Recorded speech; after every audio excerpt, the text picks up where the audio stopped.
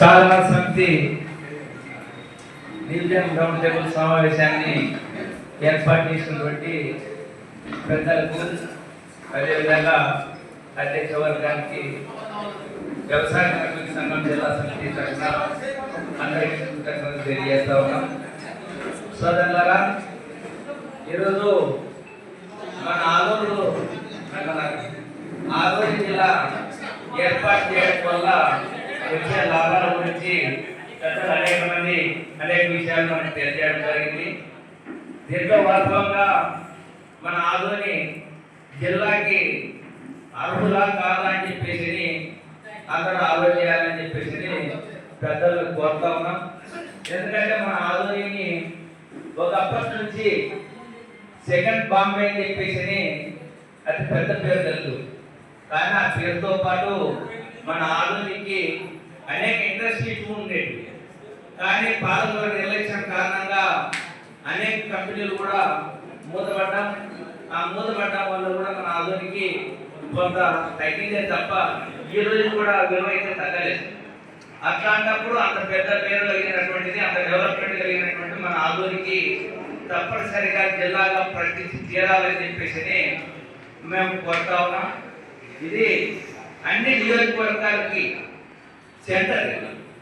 కర్నూలు ఈరోజు కర్నూలు జిల్లా కంటే చెప్పుకుంటున్నారే తప్ప అది మన కర్నూలు జిల్లా, మన మండలాలు, తాలూకాలు అవన్నీ చూస్తే జిల్లా కేంద్రానికి చాలా దూరంగా ఉన్నాయి.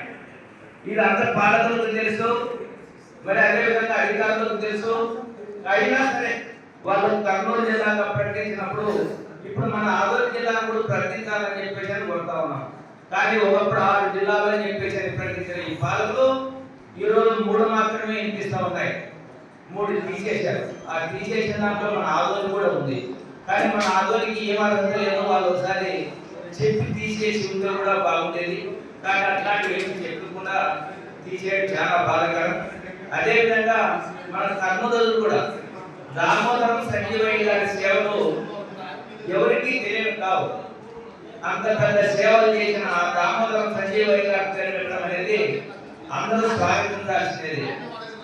రాజకీయంగా కాదు, వ్యక్తిగతంగా కాదు, ఏ రకంగా కూడా ఆయన పేరు ప్రస్తావించడం అనేది చాలా సంతోషించదగిన విషయం.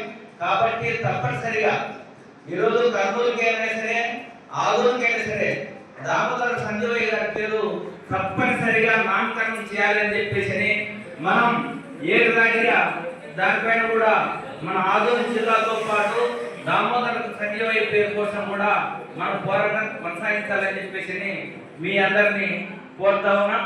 అదేవిధంగా పెద్దారివానం మండలం కూడా ఈరోజు పెద్దారివానం ఏరియా పోయి చూస్తే దాని చుట్టుముట్టూ ఉన్నటువంటి గ్రామాలు కూడా అర్హులైన మండలానికి అర్హత ఉంది. ఆ మండలం పెద్దారివానానికి అయినా సరే అది మండలంగా గుర్తింపబడలేదు.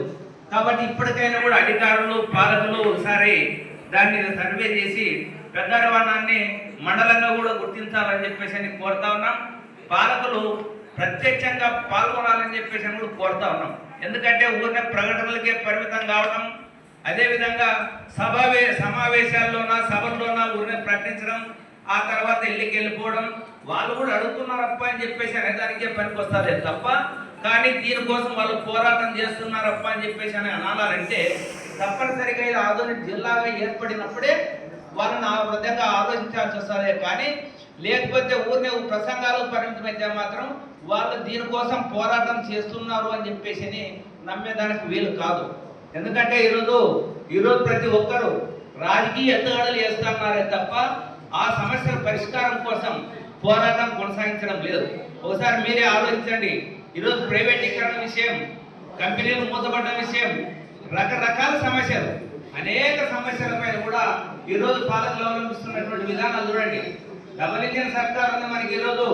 మనం ఈరోజు కోరుతా ఉంటే ఈరోజు కేంద్రంలో ఉన్నటువంటి బీజేపీ ప్రభుత్వం ఆయనే మన ఎమ్మెల్యే. ఈరోజు ఈ కూటమి ప్రభుత్వం ఆయనే మన ఎమ్మెల్యే. ఈరోజు మన ఆదూరికి ఇట్లాంటి అవకాశం ఎప్పటికీ రాదు.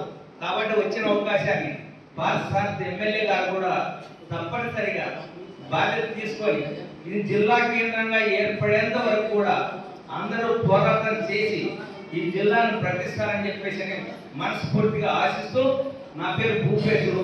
జిల్లా వ్యవసాయ కార్మిక సంఘం వర్కింగ్ ప్రెసిడెంట్.